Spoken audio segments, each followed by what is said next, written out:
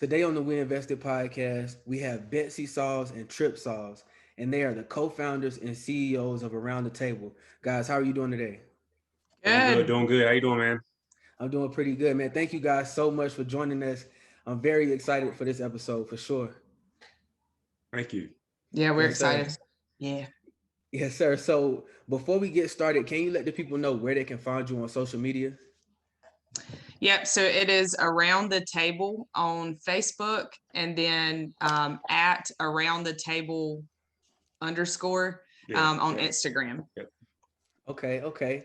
So let's just jump right into it. What is Around the Table? So Around the Table is our bakery. We are a home-based bakery that's completely certified by the Department of Agriculture. We operate out of a commercial kitchen that we built into our garage, and we do custom cakes, desserts, wedding cakes, dessert tables. We wholesale right now through three people, and we have about two more in the works. So just trying to push our product places outside of our garage. Yeah. It's about 300 square foot, so It's small. it fills up quick. No, that's awesome. That's awesome. So I have a few questions for you, I guess, out of that first introduction. So my first question would be, what is a commercial kitchen?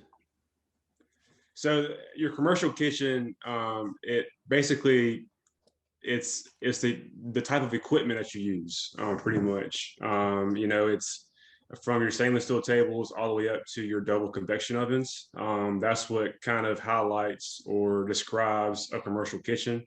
A lot of our product is what's called NSF certified. And that's just your standard. You'll find that mostly in all of your restaurants and all your equipment. So that's kind of what we would describe as our commercial kitchen. For sure, for sure. That's awesome. And then you guys brought up another interesting point, saying that you were wholesaling some of your products out of, I guess, two different places. So what exactly does that mean? So we take product to two different coffee shops locally right now, one in Nashville and one in Rocky Mount. And we take items that we make, and we individually package them, and we take them to the coffee shops, and they sell them for us.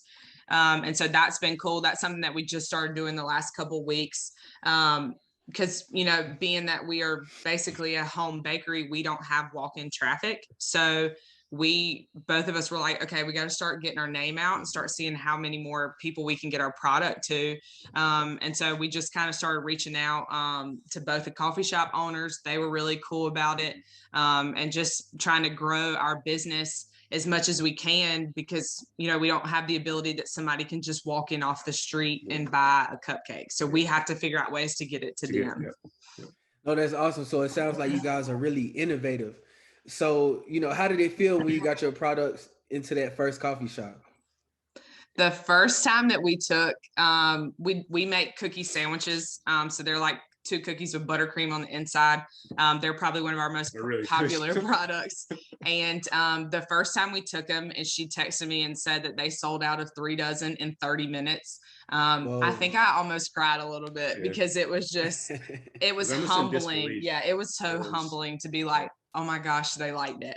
And so the second time that we did it and the same thing happened, it was like, oh my gosh, they really like it. And so I mean, it's been a really cool just thing to watch when they reach out and they're like, hey, can you bring something in a day or two? Because we're getting low or we're sold out. That's really cool for us. I think what's even better is the location of that coffee shop is in downtown Nashville, and they're just in a process of really trying to build up that area. So to have our product in that facility, along with bringing up the area and the demographics, we're really honored to do that. So to see it explode and take off as much as it has, it's just more of that eagerness to really improve our product and to really get it out even more than we already have.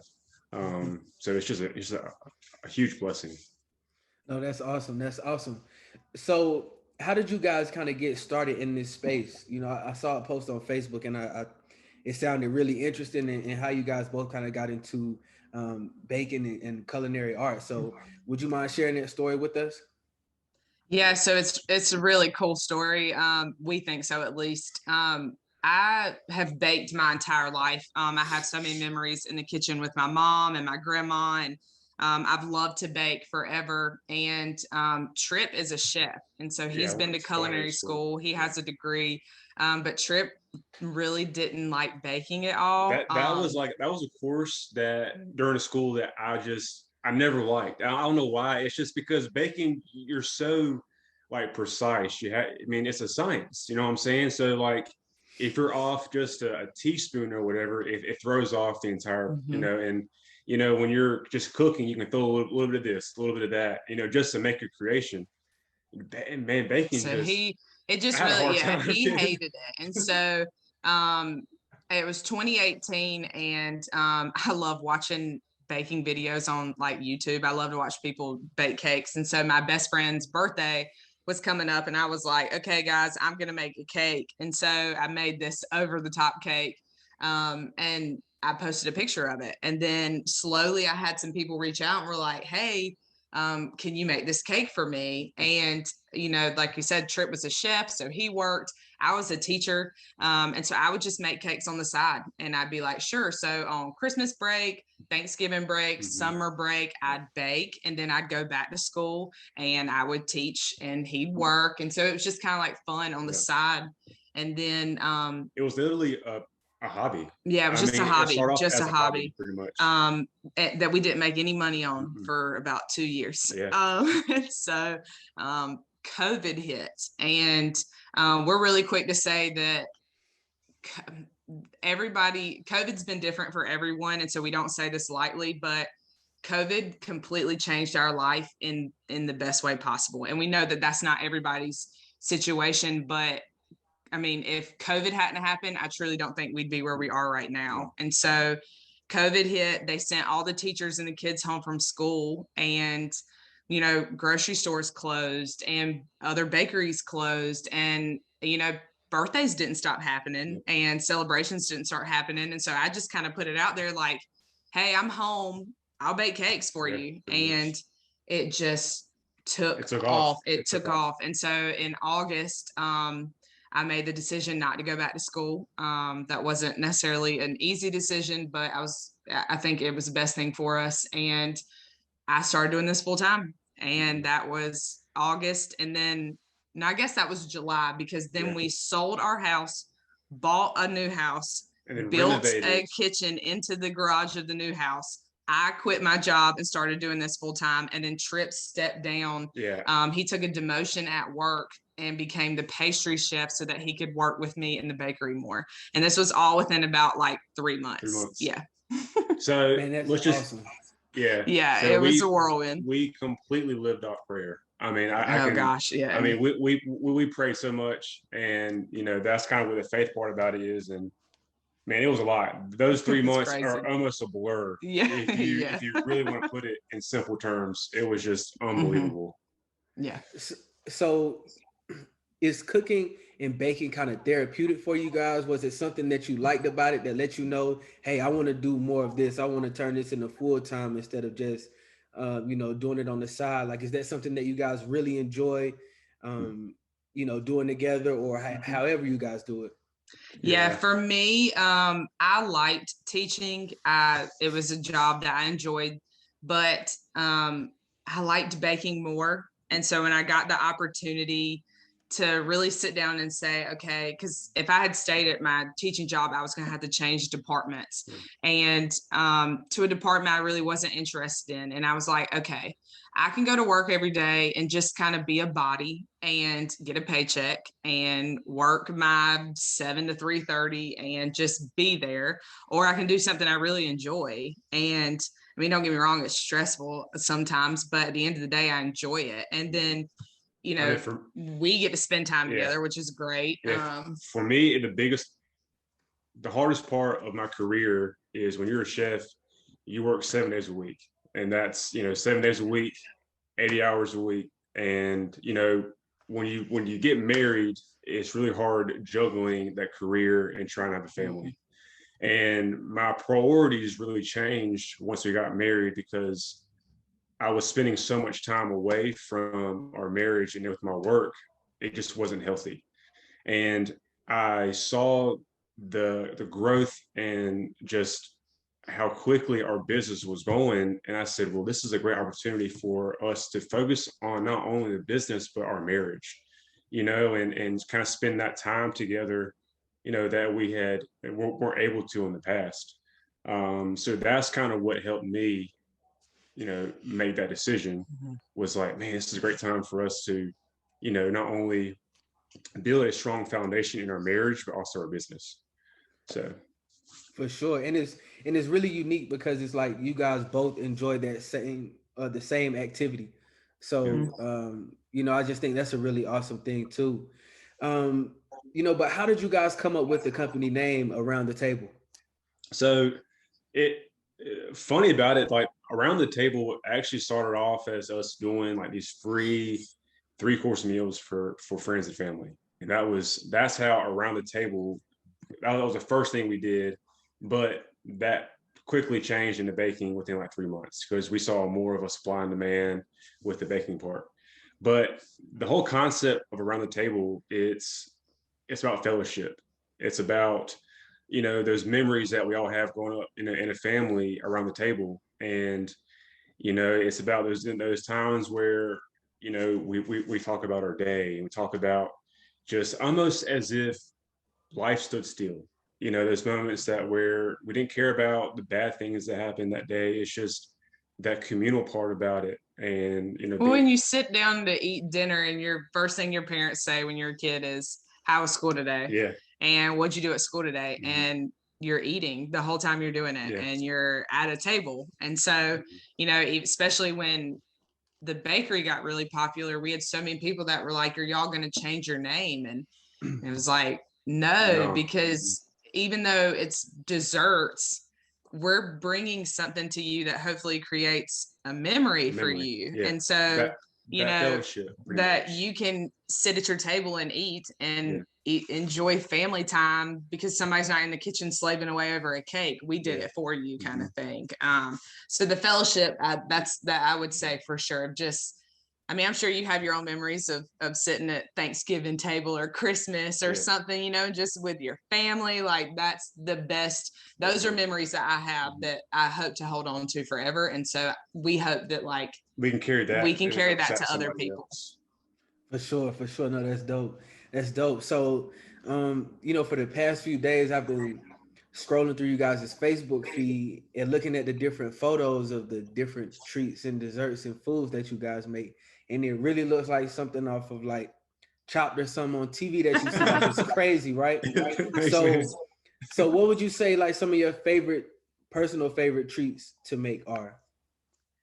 For me, cakes. So I make all the cakes. I'm the cake lady. That is my thing. I just enjoy it. It's very therapeutic for me.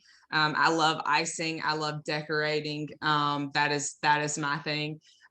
Tripp's going to tell you he likes everything but cakes. I don't know why. And if you throw a cupcake at me, man, I don't like cupcakes. Hates cupcakes. I don't know what it is about a cupcake. I don't know. I'm not a fan of a cupcake. But he does like our cookies and like bars. We do like mini pies, all these kinds of things. So. He loves the baking stuff that is very chef related still. Because like he said earlier, baking is so precise, and I am a type A personality. So like if something has 2 teaspoons, I'm putting exactly 2 teaspoons. And he's kind of like a dash of this and a dash of that. Like, so he does not like the cake part of it. But see, I like doing breads. Yeah, he likes breads. Like fresh breads where, sourdoughs, like that fermentation, that, those types of things. Like I really enjoy doing that. For sure, for sure. So, what would you guys say is the inspiration behind some of your creations? Man, our whole goal is to be something you can't get at the grocery store. That's kind of our whole business idea. That's our whole dessert idea. I don't want to be something that you can go get at Walmart. Nothing against those cakes. I think a Sam's Club cake actually tastes really good, but we want to be different, and we want to be something that you can't just go get and that you can't make at home. And so when we start doing these cakes, it's about, okay, we're going to take your basic flavors that, your carrot cakes, your red velvet cakes, Hershey bar cakes you grew up on, and then we're just going to elevate them and make them look really bougie almost. And so it's just like a really cool look to it. And I would say that's our inspiration, is how different can we make this cake look than how your grandma used to make it, but still taste just as good. I think also it's the reaction that we get from our customers that inspires us too. Especially, we're really in deep right now in wedding cake season, or wedding season. And it's, we had 2 weddings this past weekend, and we're dropping them off. And like, just to see the excitement and just the love that these brides have for this cake, and not just that, but even the small celebration cakes that people, get back to us to talk about how, if it was a smash cake for their 1-year-old and their 1 year, it's just that inspires us. That helps us to want to keep on doing it. And, just really puts that fire in us and just brings the love to our product. For sure. No, that's dope. And I think it's really cool that you guys, pull that inspiration from your clients and from your customers and from your supporters. I think that's awesome. A little bit earlier, you guys spoke about taking that leap of faith and kind of some of the steps in the process that it took to get where you are today. So I think that's really valuable information for everyone to hear. Because it really lets them know what it takes in order to accomplish your dream or accomplish the goal that you want to accomplish. So would you guys mind elaborating a little bit more about, the process of getting to where you are now and the emotions that you felt while you were going through it? Because like you said, you guys decided to sell your home. You decided to stop working full time and do this full time. So can you just talk a little bit more about that? Yeah, it was scary to begin with. And I think we had a lot of people who just didn't understand. A lot of our family, a lot of our friends who were like, can you really make a living off cake? Like, can you make a living off baking? They thought it just didn't make sense. Yeah, it just didn't make sense. Like, I mean, especially with, we're both, under 30. And so when we decided that, we both have college educations, but we're not going to use what we went to college for anymore, and we're going to do what we want to do. People were kind of like, what? Like, because I mean, that's just taboo. That's against the norm. And so like our families were kind of like, what? Like, what are y'all doing? And so, it was just, like we said, a leap of faith. And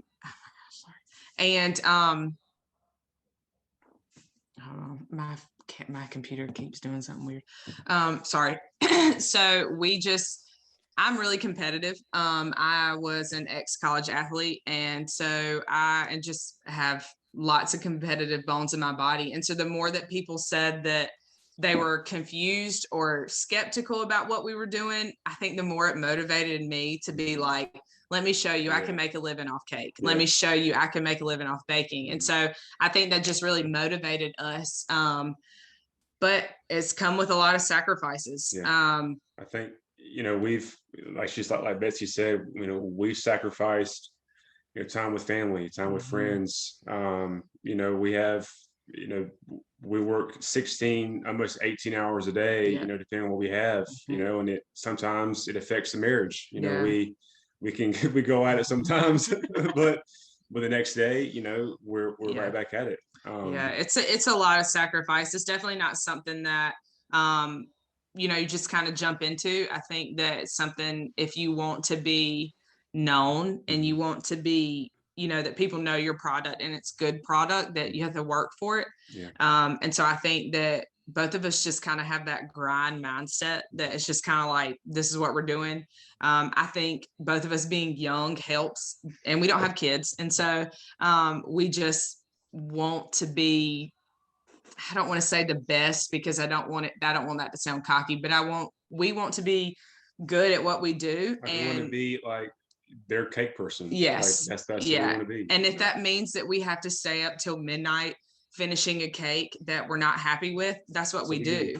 Because if I don't like it, it's not going to go out the door. And so I can't tell you how many times it's 10 o'clock and I'm like, I don't like this. We're scraping it off and starting over. But at the end of the day, when the customer picks it up and they're like, oh my gosh, I love this cake, I'm like, well, that's why we do what we do. Like, that's that inspiration. That's why. Yeah.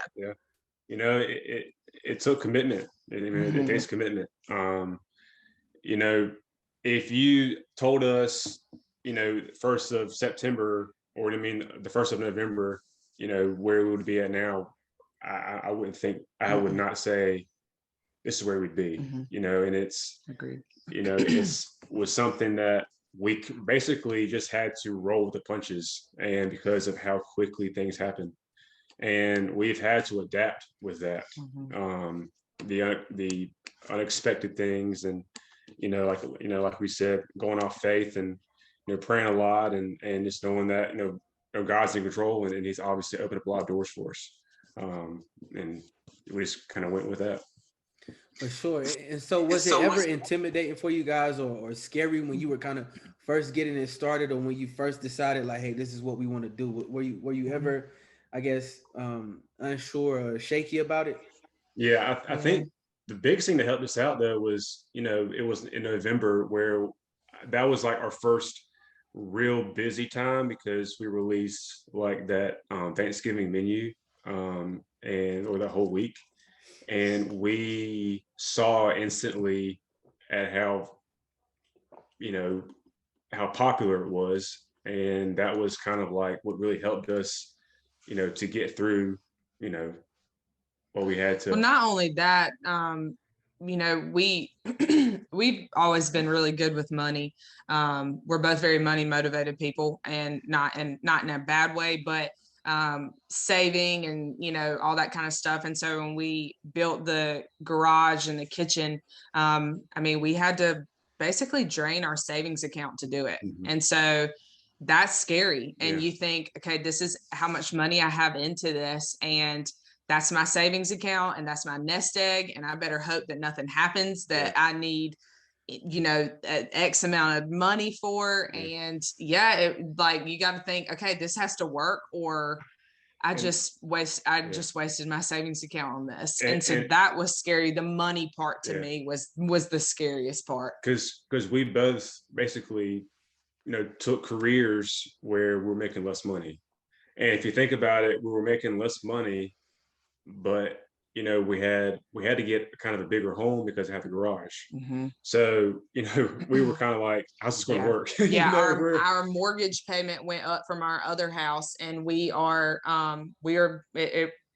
takes both of our incomes to make ends meet. We're definitely very much so a house that it takes both incomes. And so I quit a job, and then we bought a house that the mortgage was more on. And I think that's where my parents were like, what? Like, how are y'all going to pay for this? And so I was like, I'm just going to bake every cake I can. And so that's literally what we did. That's literally what we did for like 4 months straight, was every cake that came through, it was like, yes, like we did not say no. Yes. We knew that. That's what we had to do. Oh, that's awesome. So it sounds like you guys just, made a great investment, honestly. And you took a chance, and it definitely looks like it's paying off. And I think that's a great segue to my next question. So did you guys always have an entrepreneurial spirit, or is this something that kind of developed over time? I think for me, it was, I think I was born into it. My mom, my dad, and my brother currently operate our family business that is 4th generation. My brother will be the 4th generation to take over and run it. And they are a multi-million-dollar small business that is family owned. I have worked there on and off since I was 13. Tripp's worked there on and off since we've been together. And so I think I have seen firsthand that you can own your own business. It can be more than just a mom and pop, and you can make money and live a really good life doing it. And you can have your own business, and people can work for you. And it works now. My mom, my dad, and my brother work down there every single day, but I know eventually my dad's going to retire, and my brother's going to take it over, and he's going to hire some people to come work for him. And so I've really seen that. I think being around that my whole life really just kind of let me know, okay, I think I want to work for myself. Yeah. And, since I graduated college, I've had a couple jobs, and I just think I always knew in the back of my mind that I wanted something that was mine. Like I wanted my business, that it can be mine. And so when, this kind of started and everything, and I was like, Tripp, this is it. This is the best way for us to kind of build our own thing. And I mean, it can get kind of emotional for me sometimes, because it's like so humbling to think we literally did this just from baking a cake. Yeah. And I think that is, for me, that's the coolest. I think I say it all the time. I'm like, we're here, Tripp, because I just baked a cake for my friend's birthday. Like, so like it's fun just to kind of sit back and think about sometimes. Yeah. Oh, for sure. Yeah. For me, it was, kind of piggyback off what Betsy said. We worked for so many people, right off college, working, during college and then after college, we worked for so many people. And I think, like she said, we just wanted kind of our own business. We just wanted our thing. We wanted, to be the one who set hours, who set everything, schedule, I mean, all that kind of stuff, we realized that. So yeah. For sure. And so the way that I discovered you guys was from Facebook. So, or through Facebook, and you guys have a great online presence, with very, very engaging posts and captions, and you just kind of want to keep reading. So how has social media like helped expand your business?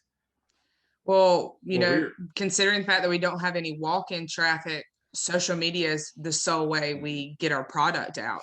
And I actually have a marketing degree. And so it was funny. I hated the marketing jobs I had. And my dad was like, you're never going to put the degree to use. And now I've come full circle and I market our business, and Tripp is not very technologically savvy. He would tell you that. Yes, and so like I handle our Instagram and our Facebook, and just little things like taking a good picture goes a long way when it comes to food, because people want to see it. Yeah. And they want it. They eat with, you eat with your eyes. Yes, and so if you see it and it's a good looking picture, you're like, oh, I like the way that looks. Now let me go to her page and let me go see everything they do.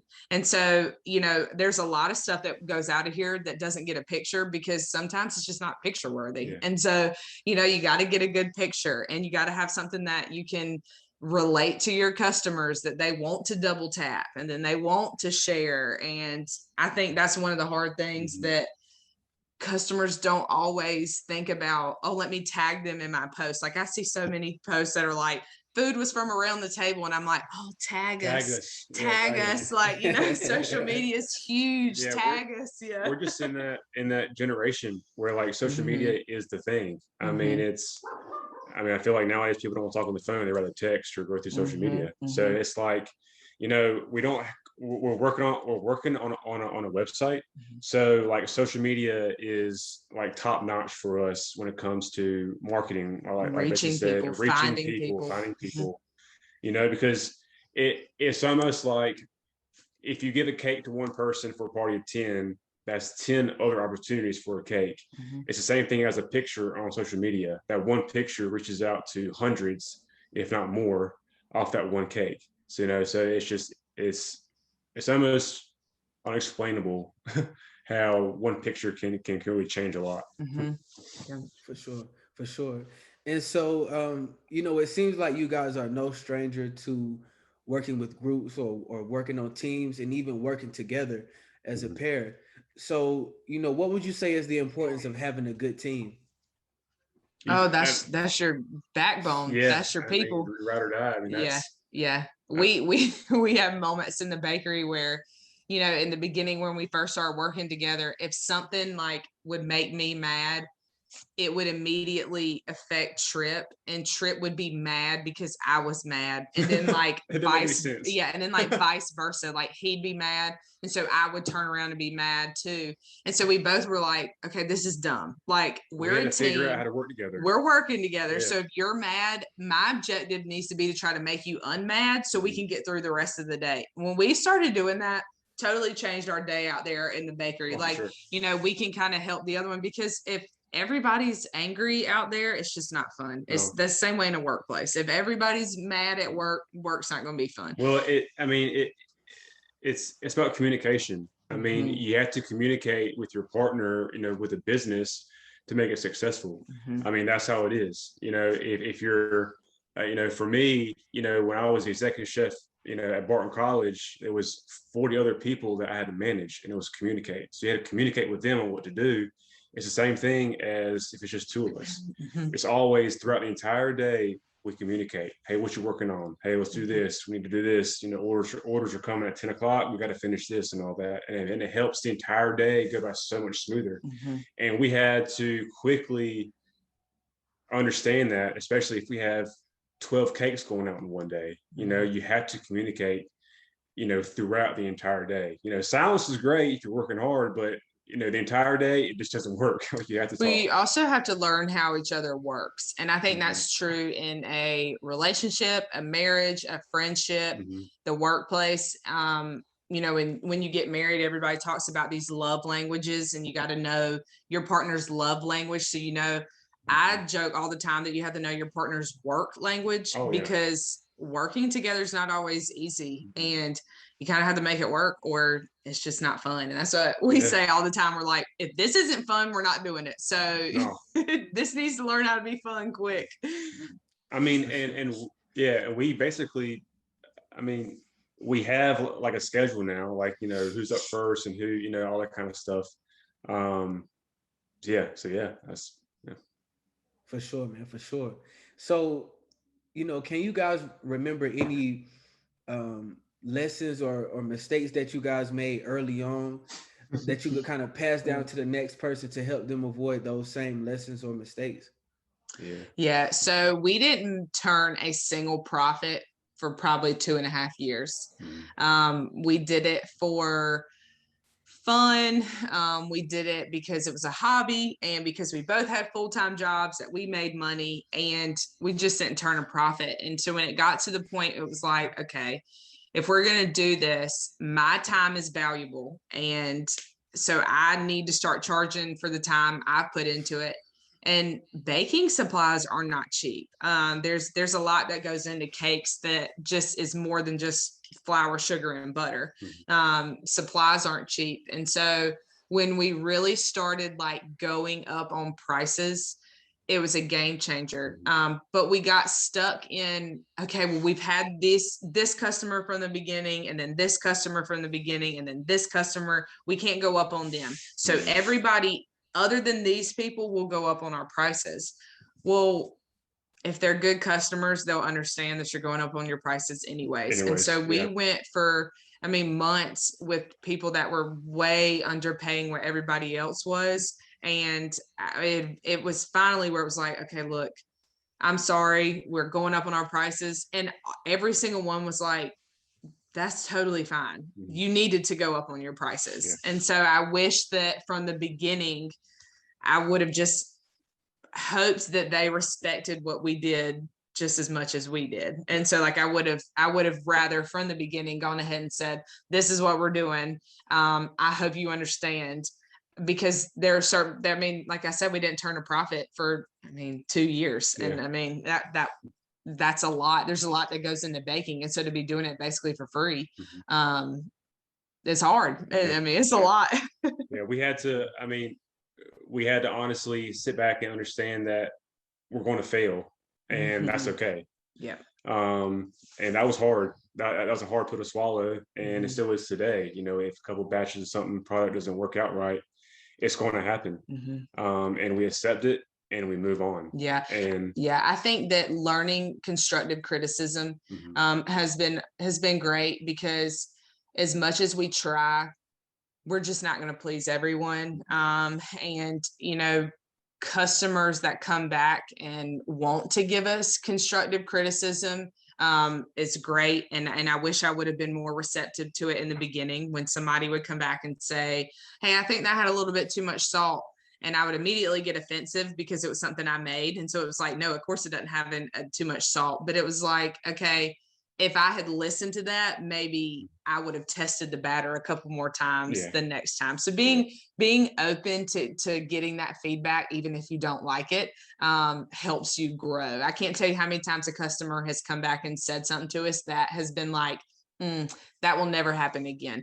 Thank you for telling me, instead of being a keyboard warrior and bashing us on social media. Like, thank you for coming to me, and now it's never going to happen again. And so that's been huge. I'd say early on, we weren't always really receptive to it.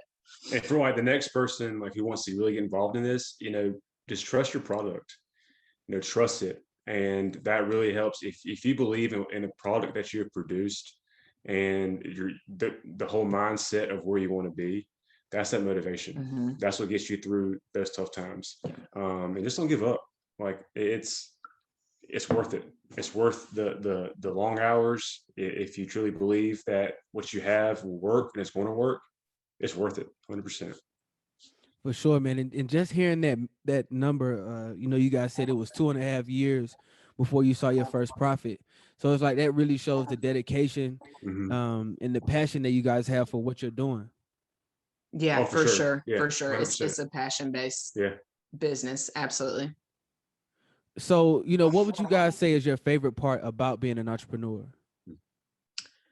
Man, I mean, it's ours. I mean, I don't want to sound selfish, but I mean, we are building a business that is ours. And, I think, like Betsy said, with her family who was on the same thing, I feel like we could be in the same position, with ourselves. And, when we have kids, and if our business, grows like we're praying it will, we're going to pass this down to our children, and so forth and so on. So I think it's not so much as where we are now, but the 10 or 15 years in the future that we know we can be.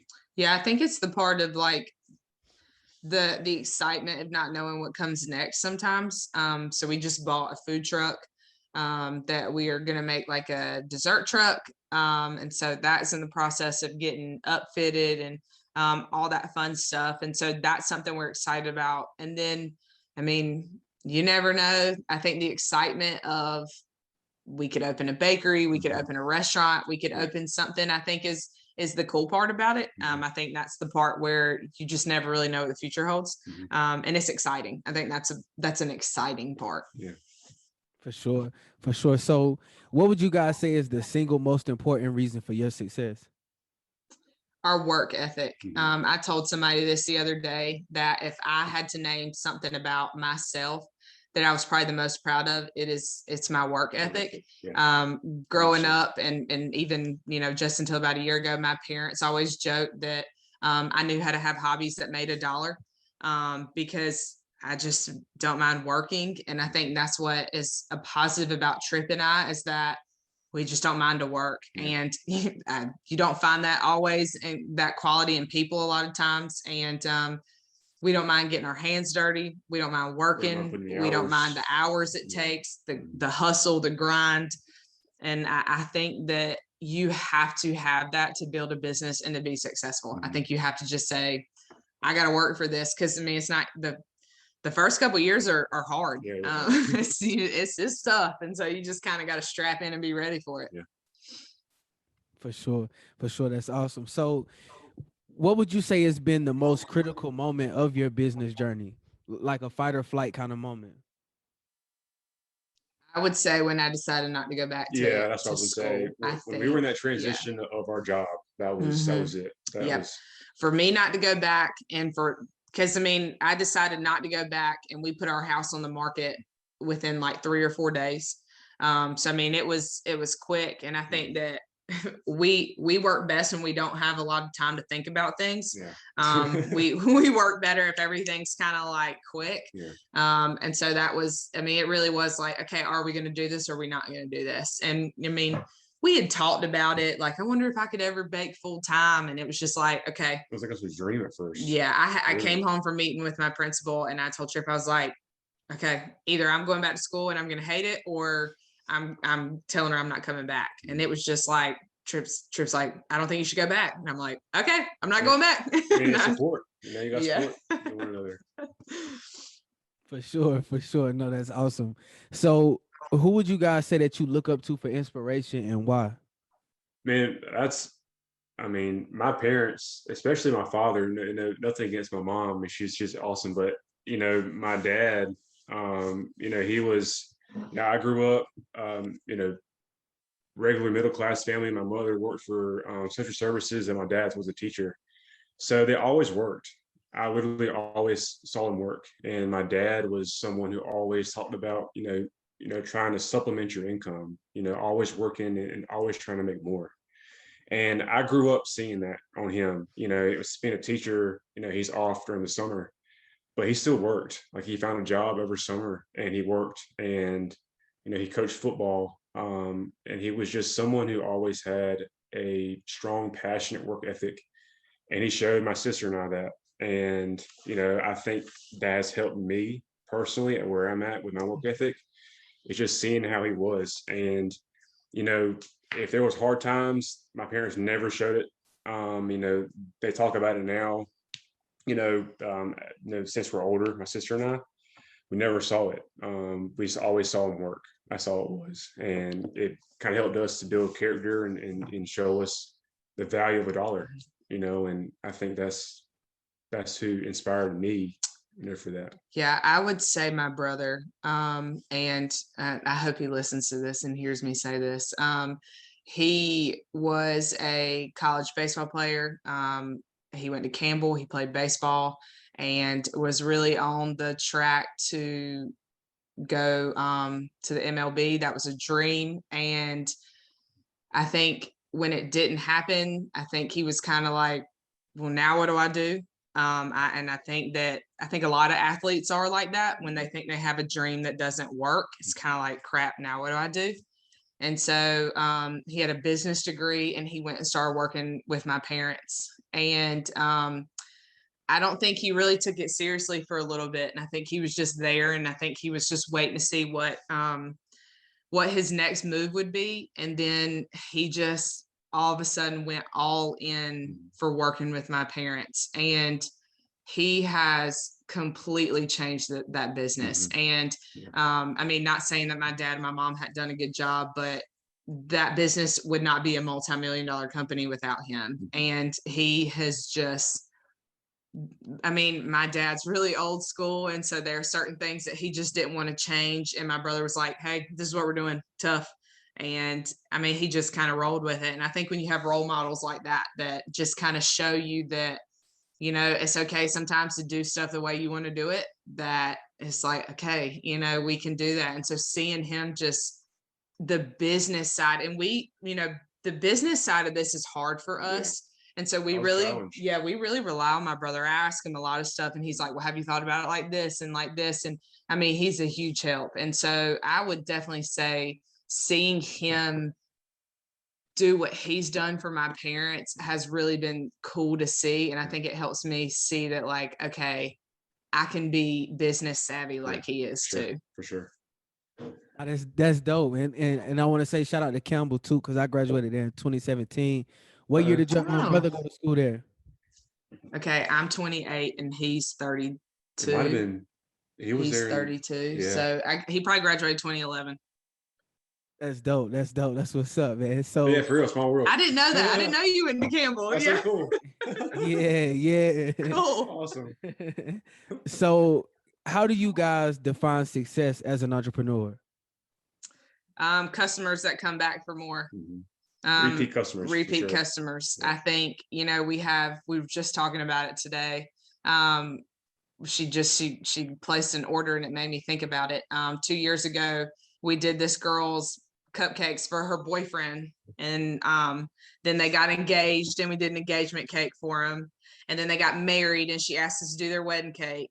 And then since then they've had a couple more birthdays, so we've done a couple more birthday cakes, and then we've done their Thanksgiving dessert and their Christmas dessert. And she called me this week and wanted for her aunt's birthday party. And so I think success is the people that come back. And I think the people that are like, hey, what y'all got's good, and we're coming back. We love a repeat customer. Yeah. I think when I see their name pop back up on our or our messages, I'm like, yes, they liked it. Yeah, it's like just because you deliver or you give them a product doesn't mean that it was successful. You know what I mean? When they come back and they say, "Hey, I want something else," then that's that success, pretty much. Agreed. I mean, we can do that all day, but if that person ever comes back, then there wasn't any success in that. You know, so that kind of showed us that, hey, and we have a lot of repeat customers, so that helps. That's awesome. That's awesome. So, how would you guys like for people to remember you and your company? That it was good cake. It's good cake. Yeah, that I it mean, was in good simple cake. terms, Yeah, good to cake. keep it simple. Yeah. That it was good. I think Yeah. for sure, and I think that like I said earlier, I just want people to That's a good know. slogan. That's good a cake. good cake. That's a It's a good great cake. slogan. We'll have to give him props for that. But I don't know. I want people to think when I want a different cake, I want to go to around the table. Yeah. If I want just a regular cake, I can get at the grocery store, then I'm gonna go to Yeah. Walmart. We wanted to be like unexpected, if that makes sense. Yeah. Like we want them to like think, oh, it's a cake, but then eat it and be like, wow, like this is really This is good. good. It's almost It's like good cake. the quality Just gives good them, cake. yeah, just good. Yeah. Like we want our product to be almost a surprise to them because, I mean, in the day, cake is cake. I mean, but Cake is cake. it's just the elevation that we bring, to that cake, whether it's the decoration or, just the quality ingredient in general. Like, that's pretty much it. Yeah. Nah, that's dope. And I like that slogan too. Yeah, that'll be a Yeah. hard Yeah. one. I got I need to you. write this down. Yeah. All right. So, what does the future of Around the Table look like to you guys? Oh man. So I feel like we're in the books of trying to so many things. Like Betsy said, we're trying to get our food trailer up and going, and hopefully that's as soon going to happen. We are trying to slowly push our product away outside of our commercial kitchen. Yeah, we'd love to wholesale through a few more people. We're trying that route, wholesale. We've got some restaurants in the area we've talked to that don't serve desserts. And so coming in and selling them, that's a little bit easier for us if we can sell someone a whole cake and they slice it than us having to do it. So just kind of some things like that. I think the food trailer is really going to be our next thing. Really able to get it outside truck. of Nash County and Rocky Mount, and then Wilson, and then just really, just go outside of our area. Yeah, I'd love for people to see our food truck rolling down the street, and they're like, "We want to go where they're going." The whole food truck rodeo in Raleigh, like that's big. Those types of things that we want to really do. Then from there, we don't know. No, no. Yeah, from there, wherever it goes. Yeah. That's dope. Yeah. We're willing to do whatever whatever it takes. Whatever it takes us. Man, with Betsy and Tripp, man, I had a great time talking to you guys and learning more about your business. But at the end of every episode, we like to play a rapid fire question games, 3 questions. So if you guys are up for it, I'll go ahead and start. All right, let's do this. Let's do it. Man. All right, first question. Where's your favorite place to travel? Disney World. Disney World. Well, yeah, Disney World. That's in Florida? Yeah. I've never been to the one in Oh my gosh, you get to be a kid. What's that? You get to be, you get to be 10 all over again, excited about riding rides, and everybody's doing it. So it's okay. That's a fact. All right, question number 2. What song explains your life the most? For me right now, it is I don't know why I thought of that crazy. I'm not saying Crazy Train. No. What's his name? Don't think I'm crazy. Please don't ever sing. That's what people will think. But that's what I Okay, that's not what I was gonna say, but I forgot his name. That is that song. I was gonna say Maverick City's new song with Elevation Worship, Million Little Miracles. 100%. That's a great song, and that's just a song about just legit the goodness of God and what he's done in people's lives, and that is where we're at. Apparently Tripp was not thinking that. I was thinking like the more humorous route. I think that's that Gnarls Barkley Is that this one you That's talking it. That's what it That's is. it. Yeah. Thank you. I cannot think of his name. Yeah, nah, both songs, they good, both good choices. They're both good choices. Yeah. All right. Last question. What's an amazing thing that you did that no one was around to see? Oh man, yesterday I went to Food Lion because I was getting some groceries or something, and this guy came up and he needed a jump, asking for some jumper cables. And usually I have them in my truck, but I was like, man, hold on a second, let me go check, see if I have them. I didn't have them. I felt real bad. So I sat in my truck and I just sat there, and it's just something told me just kind of hang out a little bit. And he was just standing in front of Food Line on his phone, just standing there. Well, where Food Line is, there's an advanced auto parts, like right by the store. So I was like, well, let me go buy this guy some jumper cables. So I went there and I bought him some jumper cables, and then I came back and he was still standing there, and I just pulled up. I was like, hey man, I was like, I got food in here. I gotta get back home, but hey, here's some jumper cables for you. And like he was like surprised. Like he's like, man, oh man, thank you. And just like it meant a lot, and I was just like, man, God bless you, love you, man, and all that kind of stuff. And it was cool, it really was.